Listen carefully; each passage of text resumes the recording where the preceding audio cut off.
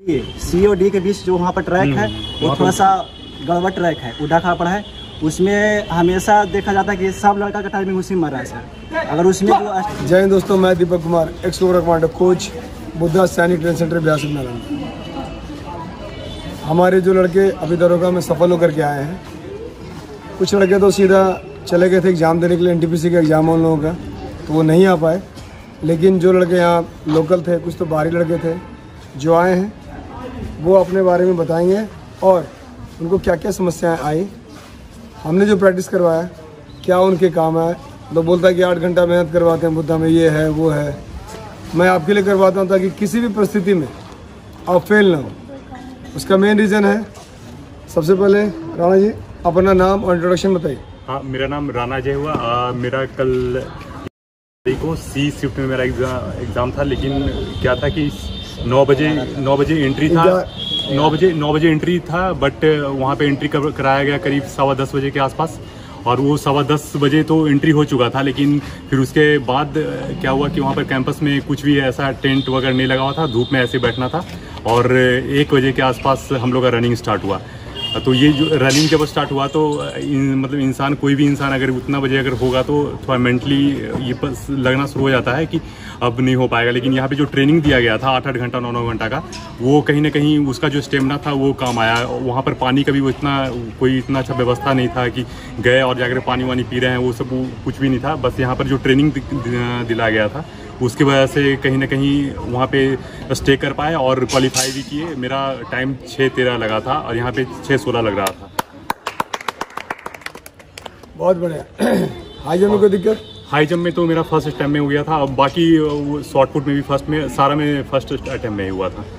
बस सर्जेंट के लिए क्वालिफाई इस वजह से नहीं कर पाए क्योंकि टाइम थोड़ा कम था, और शॉर्ट पुट में मतलब कि वो शॉर्ट पुट मेरा 19-18 के पर ही रह रहा था। नहीं तो अगर वो होता तो ट्राई कर सकते थे, क्योंकि वो हाई जंप और लॉन्ग जंप में पॉसिबिलिटी था थोड़ा। चले कोई बात नहीं। अच्छा ये बताइए, यहाँ पे हम लोग ट्रेनिंग दे रहे थे, हाँ, धूप में दौड़ा रहे थे, ऐसे कर रहे थे, रात में दौड़ा रहे थे, क्या वो कहीं सपोर्ट किया आपको जब बैठे आप 9 से लेके 1 बजे तक? तो कुछ वही ही सपोर्ट किया है, नहीं तो फिर वो मेंटली ही खत्म हो चुके थे। जो लड़के आपके साथ बैठे होंगे कि आपको दौड़ना रेस में, उनके क्या विचार थे? बहुत सारा लोग था जो 6:24 और 6:20 में 6:15 मारा, तो वो भी डिस्क्वालीफाई हुआ है। कारण क्या हुआ?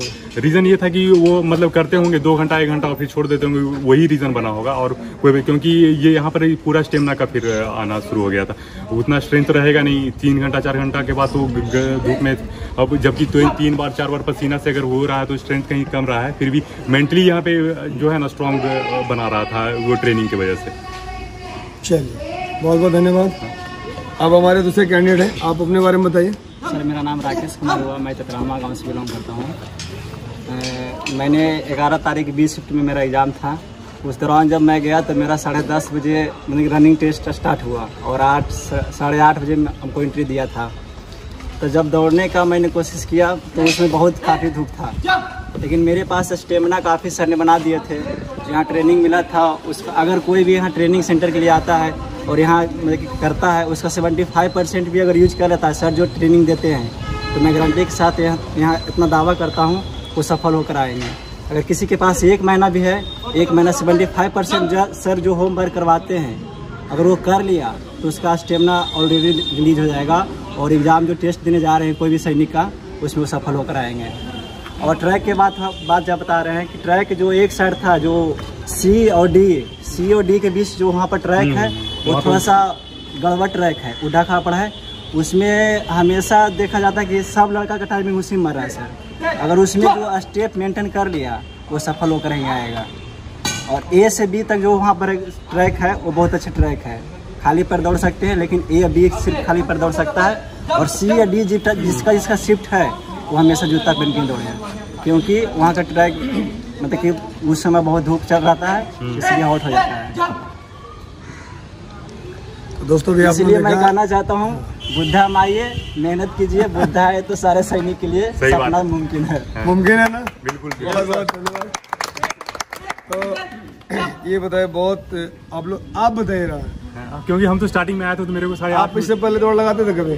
लगाते थे, लेकिन पहला जब मेरा यहाँ पे ट्रायल हुआ था तो मेरा 8:30 मिनट लगा था। अब ये आप सोच लीजिए कि 25 डेज में मतलब कितना इम्प्रूवमेंट हुआ है। नो डाउट है कि कहीं ना कहीं यहाँ पर का जो ट्रेनिंग दिया गया है उसका इम्प्रूवमेंट साफ साफ दिख रहा था वहाँ पे उस फील्ड में। देखिए तकलीफ तो हर किसी को होगा, दर्द भी होगा, लेकिन दर्द के साथ जो बर्दाश्त कर गया वही दौड़गा बनने लायक है।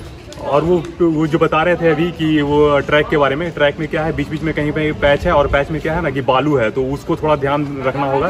कहीं कहीं पे ना वो पैच के में बालू की वजह से गिरने का भी कम होता है, गिरने का डर रहता है, इम्बैलेंस होने का थोड़ा ज्यादा। उसमें जो स्पीड मेंटेन करेगा सर वो पास होकर चलेगा। मैक्सिमम उसी का टाइम 50 मीटर पूरा ट्रैक है। 50 मीटर वो साइड थोड़ा सा गड़बड़ है। दोस्तों जैसा आपने एक्सपीरियंस देखा है इन लोगों का, और हम लोग जो हमारी संस्था है कम समय में जितना ज़्यादा देने का प्रयास किए, उम्मीद करता हूँ आपके काम आया होगा। और आगे आने वाले जितने भी एग्ज़ाम्स हैं, चाहे आर्मी हो, आपका फायरमैन हो, तो मैं यही कहूँगा कि अगर आप कमज़ोर हैं तभी आप बुद्धा आइए, तेज हैं तो आने की ज़रूरत नहीं है। क्यों? सही बात, कमज़ोर आदमी के लिए बुद्धा है। मैं तो आपने साबित कर दिया है, ताकि 8.5 मिनट वाला जब आ सकता है, पास हो सकता है हर चीज़। मेरा तो फर्स्ट ट्रायल में 8 मिनट आया ही था, सही में आया। मेरा 7:10 आया था ना पहला ट्रायल, 7:10, आपका 8.5 मिनट, फिर भी आप सफल हो पाए। आप लोग हम लोग उज्जवल भविष्य की कामना करते हैं। बहुत बहुत धन्यवाद। और दोस्तों मैं यही कहूँगा बार बार कि अगर आप कमज़ोर हैं, चाहे पढ़ाई में कमज़ोर हैं, चाहे फिजिकल में कमज़ोर हैं, तो welcome to Buddha. Thank you. जय हिंद।